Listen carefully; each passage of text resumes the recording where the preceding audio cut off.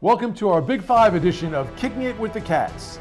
Well, the Big Five to me is really important because I grew up in the Big Five, and that championship to me means as much as the Big East championship. I hate to say it, but it does, because of where I came from. And we take Big Five games very seriously here. A unique experience where you get to play for something that matters and means something every single year, and the bragging rights of the whole area. So the Big Five is a huge deal to us. It's the Big Five is made up of Villanova, St. Joe's, Temple, LaSalle, and Penn. Everyone, before the season starts, for at least in my personal experience, we always circle Big Five games because that's what will prepare us to get into, Big East play, or if not, NCAA tournament. So, those teams are great competition. It's an amazing tradition to be able to play those teams. Big Five basketball is special in that there's history behind it. There's a lot of Philly people in the area that come to watch, so it's really cool because the whole city kind of rallies behind the fact that it's a rivalry. Well, I grew up watching it, watching the games at the Palestra, sneaking in the Palestra and watching the games, Villanova, LaSalle, Villanova, St. Joe's, and and now that it's filtered over to the women's side and I'm coaching in it, you kind of always remember that. Just the atmosphere of a Big Five game is so cool to experience. If you haven't, I totally would recommend you going to a game because it's awesome.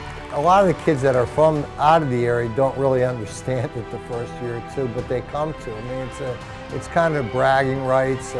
It's 4 games. It doesn't matter what the other team's records are. Everybody's giving it their best shot. It doesn't matter about records in the Big Five. I mean, we struggled in that game until the last, I think, 3 minutes where we pulled away. The game was tight all the way, and we struggled, and they played very well this out. I mean, we only had them by 5 at halftime, and the game continued that way until the last 3 or 4 minutes.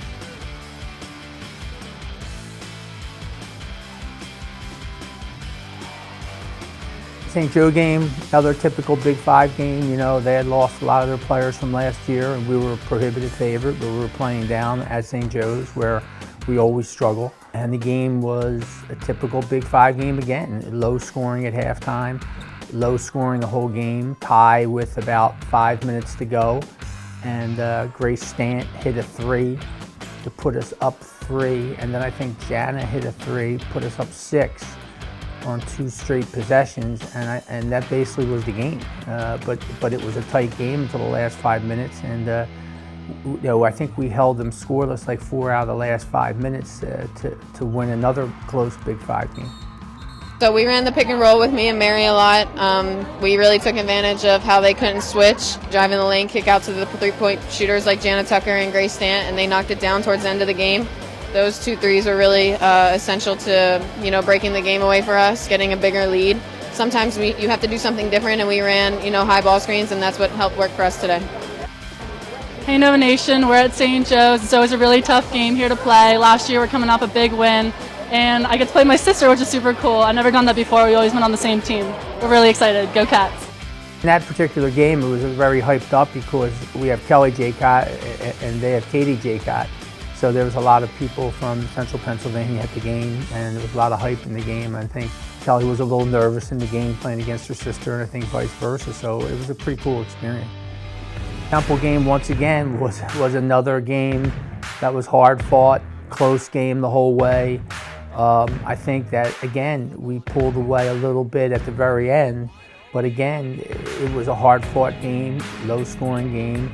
Just typical of what you would expect of a Temple-Villanova game. We've played them a lot of close games over the last couple of years. They just seem to give us a lot of trouble for some reason, and like the other Big Five schools do too, but that was another typical Big Five game. Yeah, the Penn game was a game where we actually go in as an underdog, and they had just come off a big win at Princeton. And we started off the game very poorly. We were down 13-4. We just crept our way back in it, and it got back to a 1-point game at halftime. And then the second half, we got up 6. And then they took the lead right back by about 5. And then in the fourth quarter, once again, we made some big shots. Jana Tucker made 3 threes. We took the lead with like about 5 minutes to go, and we held them scoreless, I think, the last 5 minutes of the game.